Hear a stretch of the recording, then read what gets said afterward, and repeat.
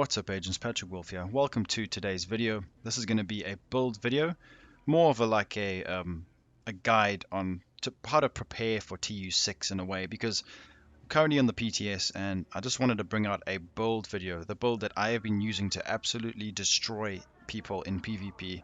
I feel like this is going to be the next meta. This is clearly not going to be in TU6. It's going to change slightly. We're going to have tweaks here and there. So this is not a complete build guide because obviously you guys can't do it now in the live game, or you probably won't even be able to potentially do it in TU6. But if things stay similar and don't really change, then this build could be the same as what it is now, maybe tweaked a bit. So I just wanted to put this out there to give you guys an idea of how strong builds are in PTS, and that's really why I started doing builds now, to show you guys what I'm running, what's working for me. I've been testing a whole bunch of stuff, sniper builds, shotgun builds, I've done all of it. This is by far the strongest. Now this uses the bleed element that's been implemented. It's very good. Two-piece ongoing directive is pretty strong. It's not as good as what people are saying. People are saying Predator's Mark is back. It's not. It's not, guys. Relax. It's not that strong. It's been modified in PvP. In PvE, it's very good, but in PvP, it's not very strong. So this is going to be the meta build. I feel like this is going to be the strongest build in the division when TU6 drops, hands down. It's very fun to use. Very, very, very strong. And so let's just get straight into this video and let me explain what I'm talking about. Okay, guys. So this is going to be an SMG build. SMG's got a massive buff. You can use whatever specialization you want depending on how you want to play. Now we can apply the bleed to people through the hive, the stinger hive, or seeker mines. Obviously you can use grenades and things like that, but those are the changes that have come now. So it's easy to use the hive because the hive has been tweaked, as you guys know from the phase 2 patch notes, the wave 2. When you drop the hive, it refreshes like a chem launcher now, so you can pick it back up and drop it immediately again. There's not like a 100-second cooldown. You can continuously drop this thing, so it's very, very strong. And once you sting someone, it does damage, it puts them on the bleed, and this build's going to focus around when people get put on the bleed as a status effect. You're going to just absolutely destroy them. So this is what we're going to do. This is how it works and how the build's going to go. So we're going to be using the SMGs now because SMGs got a massive buff. I don't know how long it's going to stay like this for. They're very, very strong. I am doing 20.5k base damage with 900 RPM. Very good. But the P90 is also good. The MPX is just as good. Some people are saying the MPX is the best. I don't think so. I've been testing it out and I feel like the MP5 is stronger, even though they're pretty much the same weapon. So you just use whatever one you get that's the best. Simple as that. Whatever RNG you have, or if you just craft them, I do have the blueprint, so I can craft as many as I want. This is a very high rolled one, so you can get up to 21k base damage. Very, very good. This is going to be a 10.7.2. Very high firearms, because you need high firearms to activate these damage talents, which is good because normally, we need electronics to activate on the ropes. So it's glad that that's no longer really a thing. Okay, so Sadist is going to be what you're going to need. Sadist is very good, just like Eyeless and the fire one. I can't remember what it's called. Ignited, I think. This gives us 30% damage to bleeding enemies. That's crazy. 30% damage is unreal.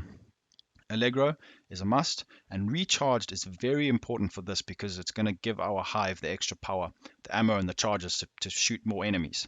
So you guys can actually right now go and farm this gun with Sadist, Allegro, and recharge. Try and get these, that'll be perfect, and then you will have a gun ready for TU6.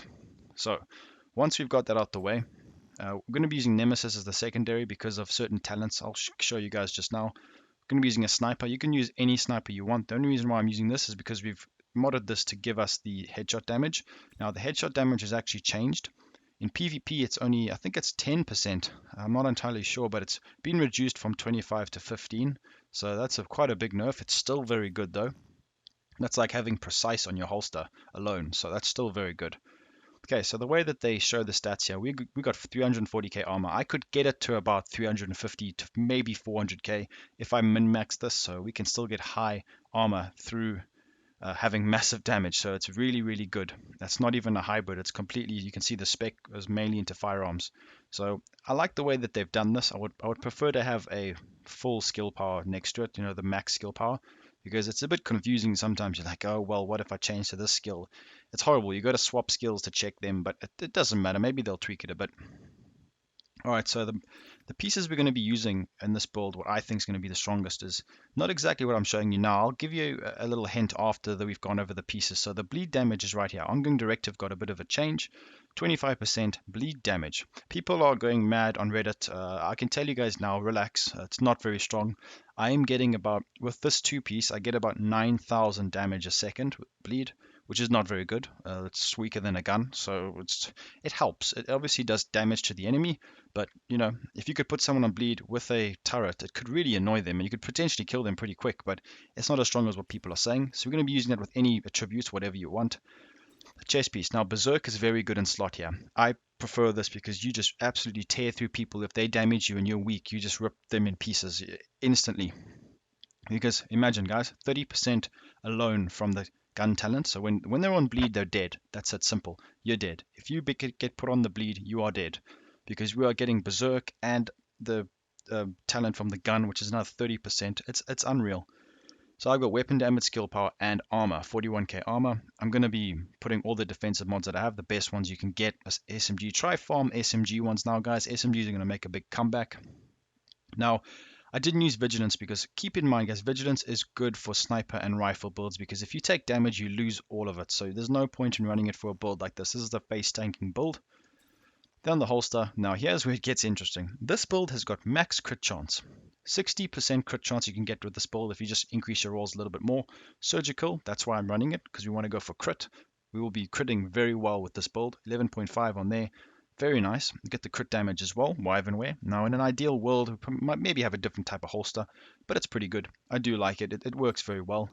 The backpack. Now, this is what you guys need to do. Farm a backpack with Spark. You see the closed circle talent. Make sure to have that free to reroll it to Spark as soon as TU6 drops. Obviously, you're going to have to farm it first, but we'll get there. So it's just got the normal health rolls, nothing min-maxed. I could get about 26k armor there if I wanted to make it 350k, but you know what, it's fine. It's just for, just to show you guys. So that's another 20% weapon damage, 20 plus the 15 on the gloves, plus the 30 from the gun, plus the like 20 to 30% from the Berserk. It's just unbelievable. The damage you get from this build is overpowered and it's scary, guys. This is crazy strong. This could be the next meta. I think it might be. Hardened is best in slot for backpacks. 20% armor just from one talent. Now this you can stack. You can't stack the other ones. You can stack hardened on the chest piece and on the backpack. So this is a good time to show you my example of what would be a perfect build for this. As soon as TU6 drops, guys, farm Fenris pieces. Why? Because Fenris gives you two talents. Berserk, we could run Hardened and Berserk on the chest piece, and then what you could do as well here is instead of just running Wicked, we can have the SMG damage plus Wicked, and we can also have Devastating. That's another 10% weapon damage. So 10% plus 15, 25% weapon damage just from the gloves. And then obviously all the other procs is just going to be scary, guys. The amount of damage you can put out in this build is unreal. Then ongoing directive, we're going to have the normal bleed damage. You can roll crit chance because we want to get max crit chance. This is how I run it now. But there is a stronger version. If you don't want to use the bleed and it's kind of underwhelming, you can change it. This is how I change it out. I use a Fenris mask because Fenris gives you two talents. And this is where it gets interesting. We actually get two talents, but the attributes are very strong as well. 35% DTE plus 154 skill power. Very good. Concussion is what I use because I use a marksman as my secondary. That gives me 20% extra damage. It's very, very nice. It doesn't stack, unfortunately, but I would probably rather put something like Empowered as a secondary talent, not self-adjusting. So that would be my mask. And then I would swap the ongoing directive. This is obviously if you don't want the bleed damage. Then I would go for something like this would be great. Composure gives us damage when we're in cover, but I just need one more red. So I'd probably rather run a Fenris holster with Patience and Cloaked. But this is the piece that I use right here. It's going to be Cloaked and then with crit chance. So you just want to run Cloaked with crit chance.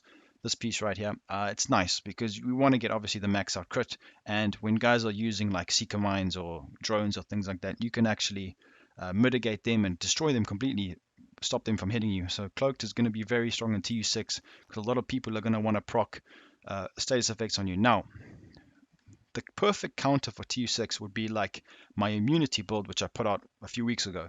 Being 100% immune might be the only way to run in the DZ now. This build would be hindered by it, but we would still do a lot of damage to you. So this build just goes across the board. It's just unreal. It's so potent. So you guys need to try and get ready. This is just to prepare you for what's coming.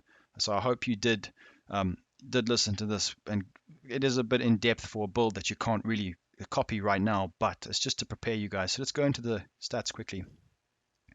I like the way they've changed it. They show everything in like a nice ordered fashion. 20k weapon damage, 58% crit chance, so we can get max out, which is 60, very easily. Just reroll something for more crit chance, but it would be pointless. The 2% is not really worth it right now. Weapon handling, all weapons damage would be 19%, 26% SMG, and then all the talents, guys. Imagine all of the talents. It'd be like 100% weapon damage. It's just unreal. If I put you on the bleed, you're dead. As you saw from the footage earlier, if you get put on bleed, you are dead. And even just shooting people without proccing anything, you melt through them. So these talents are going to be very good, very, very strong. We want to see more, obviously we really want to see more Fenris, because Fenris is going to be very good. 10% armor on kill, nothing too new special there. PvP damage, this is where it gets nice. Hive skill power, it tells you all the special, what the Hive does. As you can see, it's mitigated in PvP. It does 10,000 damage, which is actually not good, but that's just to put the person on the bleed. Armor repairs right there, tells me what my chem launcher does. That's pretty weak, to be honest, but we can see it pretty more clearly now, so it's easier to min-max or help your build out. So the skills, we're just going to mod, the normal mods. I'm not going to get too much in detail. Just this Hive drops like a chem launcher now. You can pick it back up, put it back down, and you can do a lot of, does quite a decent amount of damage, puts people on the bleed, and that's how we use this build. We just throw the Hive around and melt people with this beast SMG. Then normal chem launcher. You guys know the story with the chem launcher. So yeah. That's pretty much the build. I feel like this is going to be the meta, the next meta. I hope you guys can see this and think about it. Let me know in the comments what you guys think of this. If it's going to be possibly the meta, maybe something else. I've done a lot of testing, many hours, and this just absolutely destroys every other build I've seen in the Dark Zone. It's very, very good. I'm a bit worried. It's very, very strong. It seems overpowered. The amount of damage you put. I think I killed some people I've killed with 450k armor in 6 bullets, guys. It's crazy. So let me know what you guys think in the comments. As always, leave a like and make sure to subscribe to my channel for more content. And anyways, I'll be seeing you guys in the next video. Peace out, boys.